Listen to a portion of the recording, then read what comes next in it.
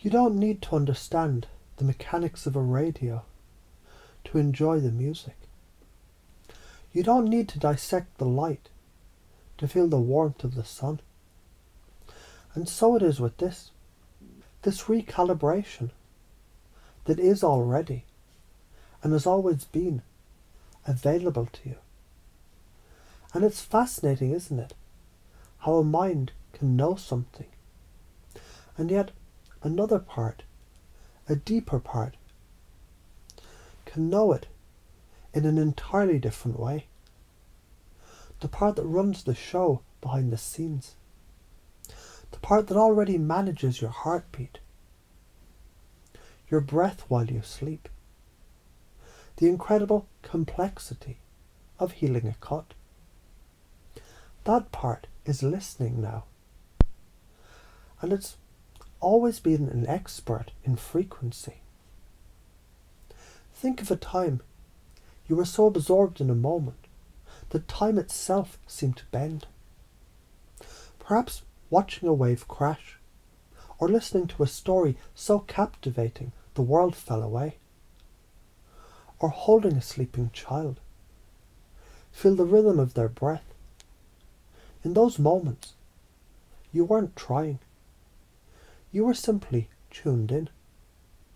And in that state, a certain kind of knowing can arise. An intuition. A flash of insight. A connection that felt more real than the solid ground beneath your feet. That was your native language. That was your clear channel. And the static, the fear, the resentment, the frantic hurry, it's just a station you've learned to listen to. A loud, dramatic, distracting station. But it's not you. And your true gift, your spiritual capacity, it's like a magnificent orchestra waiting to play a symphony. But it can't be heard over the blaring of a single broken alarm bell. The world, in its infinite and precise intelligence, doesn't judge the alarm bell.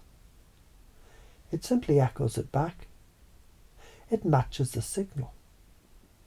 So if you broadcast, I'm separate, I'm lacking, I'm under threat, the mirror of reality, it has no choice but to show you more separation, more lack, more threat. You repel the connection you crave because you're broadcasting a signal of repulsion. It's not punishment. It's a perfect and sometimes brutally honest feedback loop. But what if you could remember how to change the station? Not by fighting the static, but by simply turning the dial. A dial your unconscious mind has always known how to operate all along. The pain of the past is a heavy old broadcast, a recording on a loop. And the fear of the future is just a recording of that old pain, projected on a screen of what might be. But right here, in the now, in this timeless second, there's only the raw, unlabeled energy of life. That feeling in your chest you call anxiety. What if it's just pure, undirected life force? What if the tightness is excitement waiting for a story? Possibility waiting for a direction?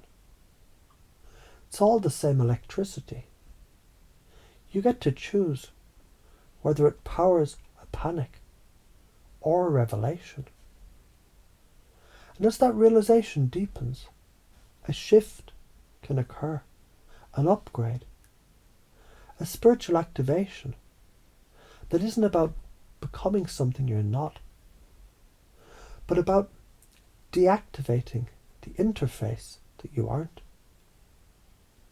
Your intuition, it's your clear, channel reception. Your psychic ability is just your capacity to receive data from the unified field, untainted by the static of your personal fears.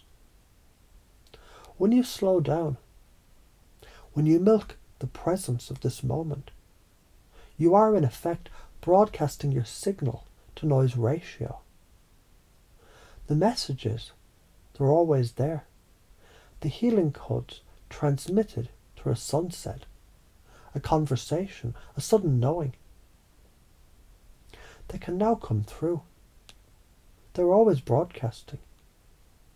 You were just tuned to the wrong station. And the ramification of this, of living from this tuned in, clear channel frequency, is profound. They ripple out into timelines that you've yet to walk. One future, a probable one, continues to scroll. The search for meaning in the noise, growing more tired, more resigned, attracting reflections of that tired resignation until the song is forgotten and only the static remains. But another future, a truly fascinating one, begins the moment you take a breath, a real breath, right now. In that future, you find yourself navigating life with a strange and effortless grace. Solutions appear as if they're waiting in the wings. People you need to meet simply show up. You find meaning not by searching for it, but by generating it from your own presence.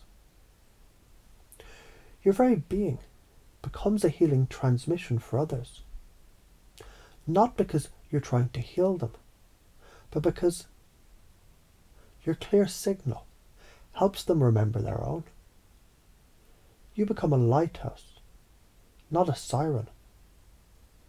This isn't a theory to be believed. It's a state to be inhabited. And your unconscious mind, that master technician of your being, is already scanning the bandwidth, finding the clear channels, and downloading the updates. It can know the silence isn't empty. It's full of potential. It can know a mistake is just data, a course correction in the navigation of a life fully lived.